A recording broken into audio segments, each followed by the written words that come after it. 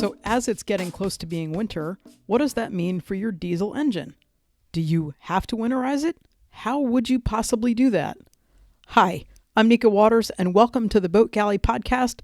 Today I'm going to share reasons why you would winterize your engine, as well as tips to make it a little bit easier and the details of how we chose to winterize our particular marine diesel engine. Today's episode of the Boat Galley podcast is sponsored by Infinity, the most trusted name in woven vinyl flooring in the marine industry. Since 2008, Infinity has offered boat owners premier flooring options proven to withstand even the most demanding environments. Each of their products is equipped with UV-stable, fade resistance, and antimicrobial technology, giving them both durability and style that can't be matched. Thinking about kicking carpet to the curb? Make the switch to Infinity and see the difference true luxury makes. Visit infinitylwv.com and use the coupon code GALLEY for 10% off any single area rug.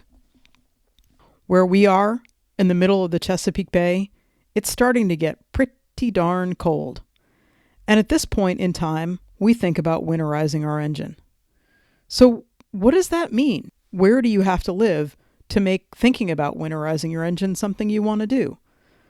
If you live someplace where it gets really, really cold, and by really, really cold, I mean below freezing for extended periods of time, you're going to want to winterize your engine. If you're keeping your boat in the water and you have a bubbler or something going to keep the water from freezing, you don't have to worry about that as much. But particularly if you're pulling your boat out of the water, you definitely, and you're in a place where it stays below freezing for a number of days, it's smarter to think about winterizing your engine. So how do you winterize your engine? Quite simply, you need to displace all the water that's in there. You can do this by blowing the water out with compressed air, or you can do it by filling up any spaces in the engine with antifreeze or some combination of antifreeze and water.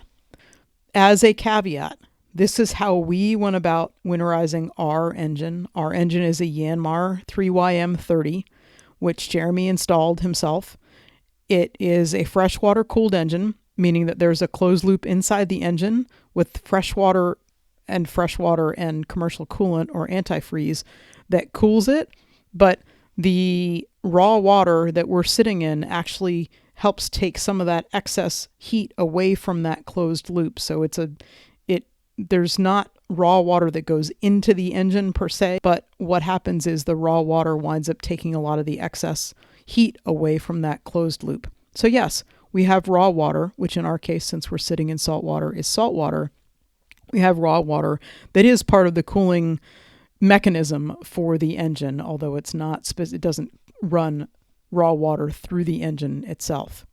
Our raw water strainer is above the water line. And so that's one of the reasons that this way works for us. A couple of tips for you to think about if you need to winterize your engine.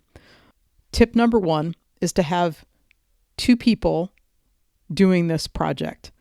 One person just has to be looking out over the transom or outside of the boat. If you're doing this when your boat is on the hard, it's a whole lot easier to have somebody else looking for the antifreeze to come out of the exhaust than it is to be running up and down yourself from down below to go up to check to see if you actually have it all cleared out and it's not water anymore, but it's actually the antifreeze. Tip number 2, having a small container to pour the initial batch of antifreeze into the raw water strainer is helpful. You don't have to, but it makes it easier to know how much antifreeze is going through, because initially you're going to actually have it run straight out and all the way down to clear out the line of any water.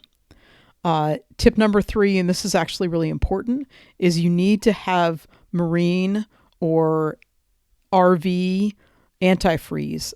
You're looking for something that's non-toxic, because you will be using this in the environment. It says RV because a lot of times when people are winterizing their RV water systems, they're doing potable water systems. And so you need something that if there are traces of it in there, it's not going to kill you. when you're doing marine, oftentimes some of that is going to go into the environment. And so you don't want it to be toxic.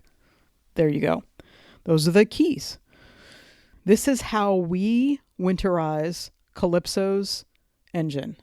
And we just did this in the middle of November.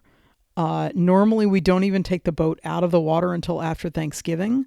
And this year, we're not taking her out of the water at all because we've found that it's much easier to work on her when we don't have to go up and down a ladder.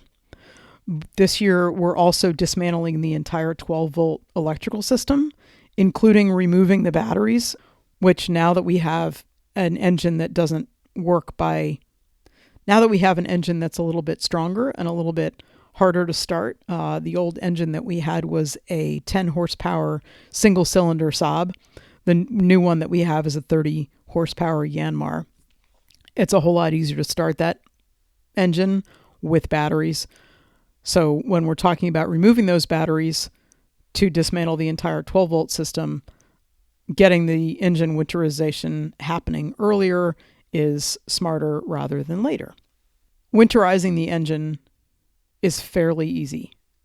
It's not difficult. It takes a little bit of time, but not a lot.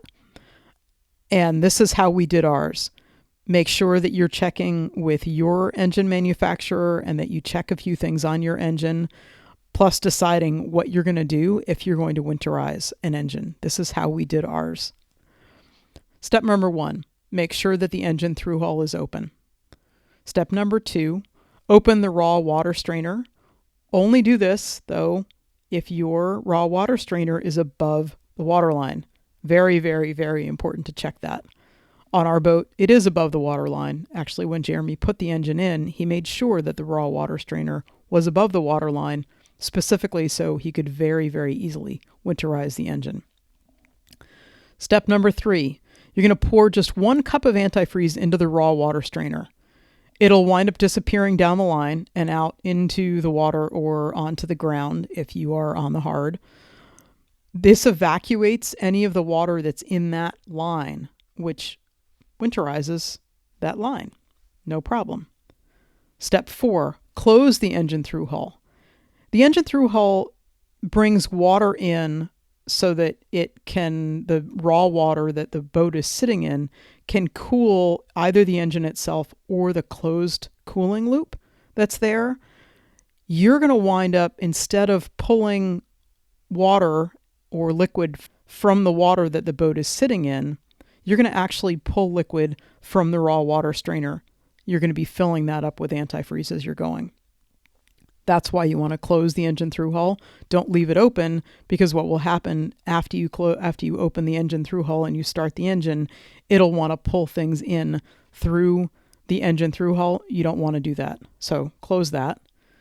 Step number 5. Now you're going to pour that raw water strainer full of antifreeze. Step number 6, start the engine. And you're going to keep watching that raw water strainer and keep refilling it with antifreeze until you see pink coming out of that exhaust system. This is where having somebody help you is really, really helpful, because you don't have to keep running up and down. After you see pink coming out of the exhaust, step 8 is to stop the engine. Step 9 is to close the raw water strainer, and you are good to go. Your engine should be winterized, and no worries.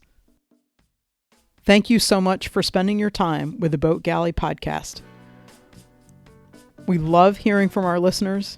We love it when you subscribe, and we love it when you share it with your friends. Have the most spectacular week.